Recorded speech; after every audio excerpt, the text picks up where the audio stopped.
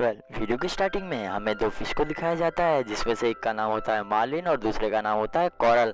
Basically ये दोनों पति पत्नी होते हैं। तभी कोरल बोलती है कि चलो अपने बच्चों का नाम रखे, क्योंकि उन लोगों के अंडे होते हैं तो वो सारे बच्चों का नाम रखने जाए। तभी उन सारे बच्चों का कोरल नाम रखती है नीमो।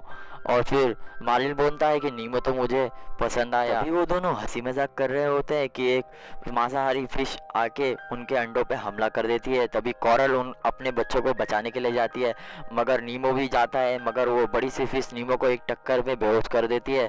तभी जैसे ही नीमो की आंख खुलती है तो उसकी बीवी और सारे बच्चे गायब होते हैं, यानी कि वो फिश उनको खा गई होती है। तभी वो उदास होते हुए नीचे देखता है, मगर उसका एक अंडा यानी कि उसको एक बच्चा मिलता है। और फिर मार्लिन उसको बोलता है कि नीमो तुम चिंता मत करो, मैं हमेशा तुम्हारा साथ रहूंगा। उसके बाद हम देखते हैं कि कुछ समय बीत जाता है और नीमो भी बड़ा हो जाता है। और फिर नीमो मार्लिन से कहता है कि चलो पापा स्कूल का टाइम हो गया, मगर मार्लिन को नीमो की फिक्र होती है। वो बोलता है बेटा अगर तुम चाहो तो 4 साल या 5 साल बाद स्कूल भी जा सकते हो, क्योंकि वो उसका लास्ट बच्चा होता है तो मार्लिन उसको खोना नहीं चाहता। मगर नीमो मार्लिन को कैसे भी करके मना लेता है और स्कूल के लिए निकल जाता है। और फिर स्कूल पहुंचने के बाद नीमो को उसके बहुत सारे दोस्त मिलते हैं और फिर वो उनसे बातें करके खुश रहता है। और फिर मार्लिन को 3-4 फिश मिलते हैं जो कि बोलता है कि तुम तो क्लाउन फिश हो, चलो इसी बात पे एक जोक सुना दो। तभी मार्लिन कुछ जगह से बातें कर रहा होता है, तभी सारे बच्चों का टीचर आ जाता है और फिर सारे बच्चों को अपने पीठ पे बिठा के सैर पे निकल जाता है। मगर मार्लिन को नीमो की फिर भी चिंता हो रही होती है, तो फिर वो उनके पीछे पीछे निकल जाता है। तभी सारे बच्चों का टीचर उन सारे बच्चों को एक जगह पे रोक के अपना कुछ ज्ञान दे रहा होता है, मगर उसमें से 3 फिश आगे चले जाते हैं और नीमो भी उनके पीछे पीछे चले जाता है। और फिर वो 3 फिश बोलता है कि बस मैं यहीं तक जा सकता हूँ, क्योंकि वो पूरा सुनसान एरिया होता है जहाँ पे इंसानों का आना जाना रहता है। तभी नीमो अपनी बहादुरी दिखाने के लिए थोड़ा आगे चले जाता है और फिर उसके पीछे से मार्लिन आ जाता है और फिर बोलता है कि नीमो बेटा तुम वहाँ पे मत जाओ, क्योंकि वहाँ पे खतरा है। तभी नीमो को गुस्सा आता है और फिर वहाँ पे एक इंसान का बोट होता है, तभी वो बोट को टच करने के लिए चले जाता है, मगर नीमो की बहादुरी उसके लिए नुकसानदायक होती है। पीछे से एक इंसान उसको जाल फेंक के पकड़ लेता है। तभी मार्लिन के पास भी एक इंसान आ जाता है, तभी मार्लिन भी डर जाता है और फिर वो नीमो को लेके निकल जाते हैं, मगर मार्लिन उनका पीछा करते करते इतनी दूर तक आ जाता है। पीछा करते करते एक वक्त ऐसा आता है कि मार्लिन को बोट दिखाई देना बंद हो जाता है। तभी वो नीचे फिश की झुंड में जाके बोलता है कि किसी ने बोट को देखा। तभी सामने से एक फिश की एंट्री होती है जिसका नाम होता है डोरी। डोरी को भूलने की बीमारी बहुत होती है। तभी वो बोलती है कि तुम कौन हो। तभी मार्लिन बोलता है, अपना नाम बताते हुए बोलता है कि मैं अपने बेटे को ढूंढ रहा हूँ, क्या तुमने किसी बोट को देखा है। तभी वो बोलती है कि हाँ मैंने आगे एक बोट को देखा है। तभी मार्लिन उसके पीछा करने लग जाता है, मगर जैसे मैंने आपको पहले बताया कि डोरी को भूलने की आदत बहुत होती है। तभी डोरी मार्लिन से बोलती है कि तुम मेरा पीछा क्यों कर रहे हो। तभी मार्लिन बोलता है, अभी तुमने ही तो बताया कि वहाँ पे एक बोट गई है, तभी मैं तुम्हारे साथ साथ आ रहा हूँ। डोरी से बात करते करते पीछे से एक ब्रूस नाम का शार्क आ जाता है और उन दोनों को अपनी पार्टी के लिए इन्वाइट करता है।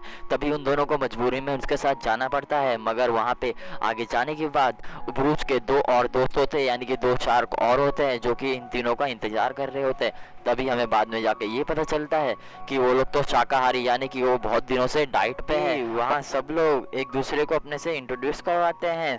तभी मार्लिन की बारी आती है और वो बात करते करते एकदम से उसका उस चश्मे पे ध्यान चला जाता है जो कि उस इंसान ने पहना था जिसने उसके लड़के नीमो को पकड़ा था। डोरी और मार्लिन में चश्मे को लेके झगड़ा हो जाता है।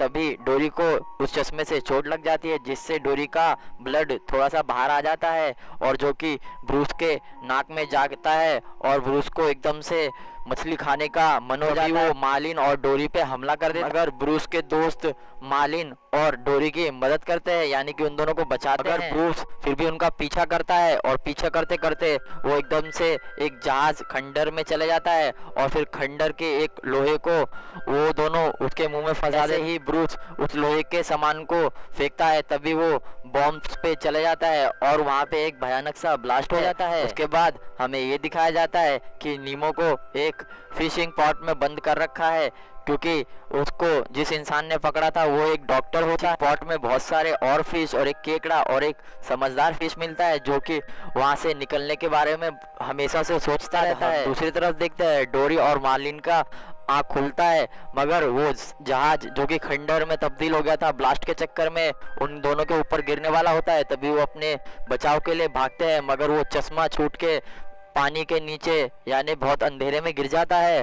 तभी डोरी को मालिन बोलता है कि तुम्हारे चक्कर में वो चश्मा मेरे हाथ से छूट गया और मेरे बेटे तक पहुंचने का वही एक जरिया था।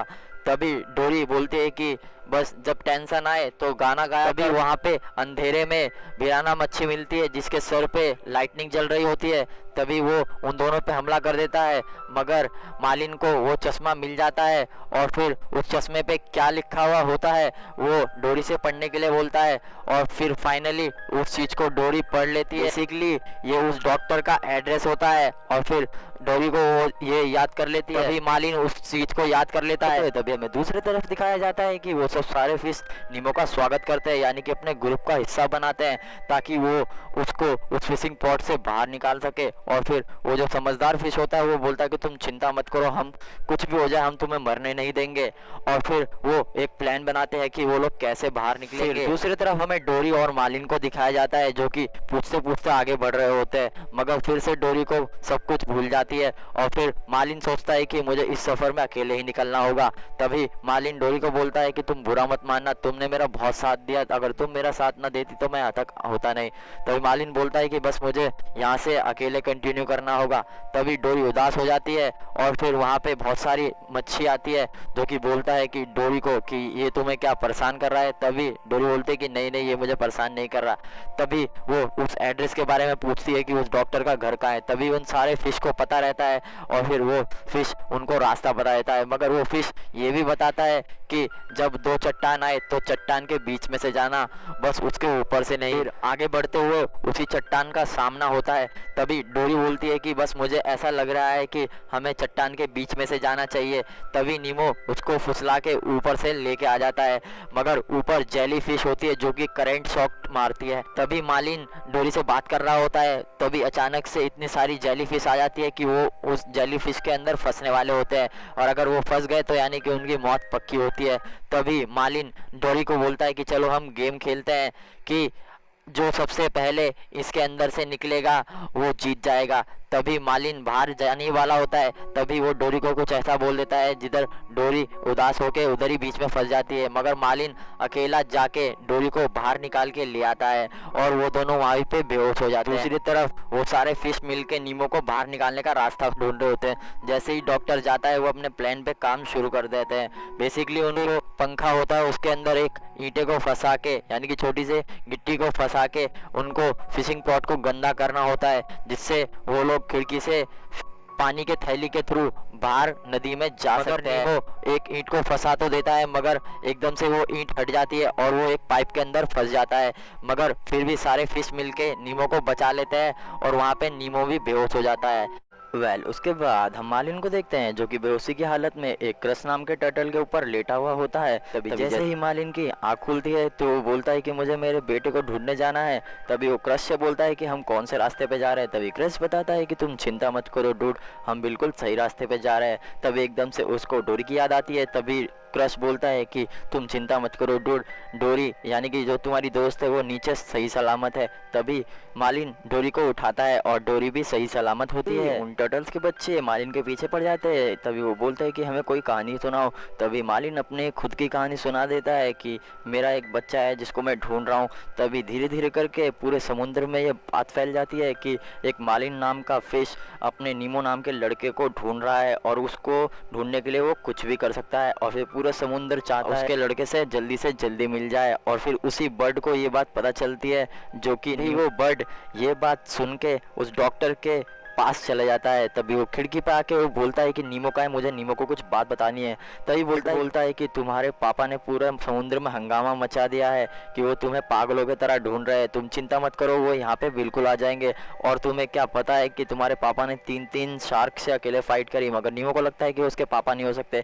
तभी वो बर्ड बताता है कि मालिन नाम के फिश ने ये सब किया। तभी नीमो खुश हो जाता है और बोलता है कि ये मेरे पापा है। तभी नीमो के अंदर इतना जोश आ जाता है तो वो अपने पुराने प्लान पे पे काम शुरू कर देता है, अपने मुंह में गिट्टी फंसा के उस पंखे में फंसा देता है और फिर वो लोग अपने प्लान पे दोबारा काम शुरू कर देते हैं। चिल नाम का फिश उसको बोलता है कि तुम बहुत बहादुर हो, तुम चिंता मत करो, हम तुम्हें किसी भी तरीके से बाहर निकालेंगे। और फिर से वो लोग अपने प्लान पे काम शुरू कर देते हैं।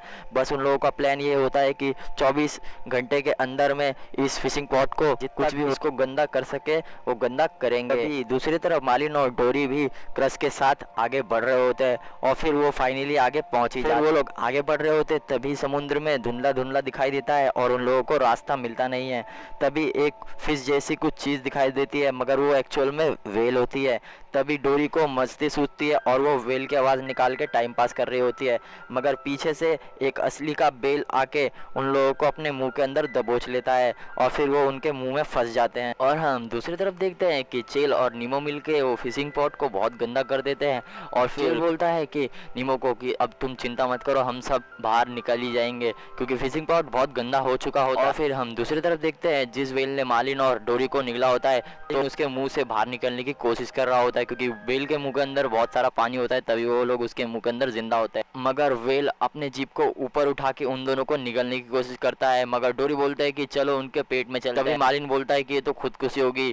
तभी डोरी बोलते है कि तुम बस मुझ पे भरोसा रखो। तभी वो उसके मुंह में छलांग मार देता है मगर वो लोग उसके पेट में जाने के उसके सर के थ्रू उस छेद में से बाहर निकल जाते हैं और वो लोग बहुत दोनों खुश होते हैं कि वो दोनों बच गए। फिर हम उसके बाद देखते हैं कि चिल उसके दोस्तों ने जो फिशिंग पॉट को गंदा किया था मगर वो तो सुबह सुबह साफ मिलता है क्योंकि डॉक्टर ने उसके अंदर फिल्टर कूलर लगा दिया होता है जो कि गंदे पानी को साफ करता है और जो कि तापमान को स्कैन करता है। तभी वो लोग बहुत दुखी होते हैं। चिल नीमो को बोलता है कि तुम चिंता मत करो, हम तुम्हें कुछ नहीं होने देंगे मगर डॉक्टर पीछे से एक पन्नी के थ्रू नीमो को उस पन्नी में पैक कर देता है मगर जैसे ही नीमो बाहर खिड़की से नीचे जाने ही वाला होता है मगर डॉक्टर उसे फिर पकड़ लेता है और फिर वो लड़की आ जाती है जिसको वो गिफ्ट करने वाला होता है नीमो को। हम दूसरी तरफ देखते हैं कि डोरी और मालिन भी डॉक्टर के एरिया के आसपास चले जाते हैं और फिर वो लोग डॉक्टर के घर को फाइंड कर रहे होते हैं मगर पीछे से एक बर्ड आके उन दोनों को अपने मुंह में डाल लेता है और निगलने की कोशिश करता है मगर मालिन उसके गले में अपने हाथ को रोक के उसके खुद को अपने गले में फंसा लेता है। तभी वो बर्ड उन दोनों को नीचे थूक देता है। फिर हम उसी बर्ड को देखते हैं जो कि नीमो को जानता है और वो डोरी और मालिन को अपने मुंह में लेके उस डॉक्टर के घर के पास जाता है। फिर हम दूसरी तरफ देखते हैं कि डॉक्टर उस नीमो को उस लड़की को गिफ्ट करने ही वाला होता है मगर नीमो भी बहुत तेज होता है, वो मरने की एक्टिंग करता है ताकि उसको वो डॉक्टर गटर में फेंक दे ताकि वो गटर के थ्रू समुद्र में चले जाए क्योंकि गटर की नाली भी समुद्र से अटैच होती है। तभी वो उसको डस्टबिन में फेंकने जाता है मगर पीछे से मालिन आ जाता है उस बर्ड को लेके और फिर वो बर्ड उधम मचा देता है डॉक्टर के कैबिन में मगर वो जिस पॉलीथीन में नीमो होता है उस लड़की के पास रख देता है और फिर वो लड़की नीमो के पॉलीथीन को शेक कर मगर नीमो को चिल नाम का जो फिश होता है जो समझदार होता है वो उस लड़की के ऊपर कूद के उसको डरा देता है और फिर वो पॉलीथीन फट जाती है और फिर नीमो को सांस लेने में दिक्कत होती है और चिल को भी सांस लेने में दिक्कत होती है मगर चिल अपने जान की बाजी लगा के उसको कैसे ना कैसे करके वो पानी के एरिया में फेंक देता है और फिर उस पानी के थ्रू नीमो चले जाता है समुद्र में। मगर मालिन बहुत सैड होता है क्योंकि उसने नीमो को मरा हुआ समझ के वो वहाँ से चला जाता है मगर नीमो तो मरने का नाटक कर रहा होता है। तभी नीमो अपने पापा को ढूंढते हुए आगे बढ़ रहा होता है और फिर वो बर्ड डोरी और मालिन को समुद्र में छोड़ देते हैं और वो बोलता है कि मुझे बहुत अफसोस है। और फिर डोरी को मालिन बोलता है कि तुमने अगर मेरा साथ ना दिया होता तो मैं यहाँ तक नहीं आता, अब मैं जा रहा हूँ घर पे। तभी डोरी भी उदास हो जाती है और वो भी सब कुछ भूल जाती है। तभी देखते हैं हम गटर के थ्रू नीमो भी समुद्र में आ जाता है और फिर वो फाइनली डोरी से मिलता है मगर डोरी को कुछ भी याद नहीं होता, वो फिर से सब कुछ भूल जाती है। तभी नीमो डोरी को बोलता है कि मैं अपने पापा को ढूंढ रहा हूँ, क्या आप मेरी मदद करेंगे? तभी डोरी बोलती है कि हाँ मैं बिल्कुल तुम्हारी मदद करूँगी। तभी आगे जाके एक जगह पे सैंडनी लिखा हुआ होता है, तभी डोरी को सब कुछ याद आ जाता है। तभी वो नीमो को पकड़ के अपने पापा के पास ले जाती है और फिर जैसे ही नीमो से मालिन मिलता है उसकी खुशी का कोई ठिकाना नहीं होता। अगर प्रॉब्लम यहाँ पे भी खत्म नहीं होती है तभी डोरी भी उन दोनों को देख रही होती है। तभी समुद्र के ऊपर से कुछ मछेरे जाले फेंक देते हैं और उसके अंदर डोरी भी फंस जाती है। तभी मालिन और नीमो मिलके सारे फिश को बचाते हैं और बोलते हैं कि तुम बस तैरते रहो और नीचे की तरफ वो लोग तैरते हैं और फिर फाइनल उस मछेरों की जाली टूट जाती है और फिर वो लोग बच जाते हैं। और हम दूसरी तरफ भी देखते हैं कि चिल और उसके साथी भी बच जाते हैं और यहीं पे कहानी की हैप्पी एंडिंग हो जाती है।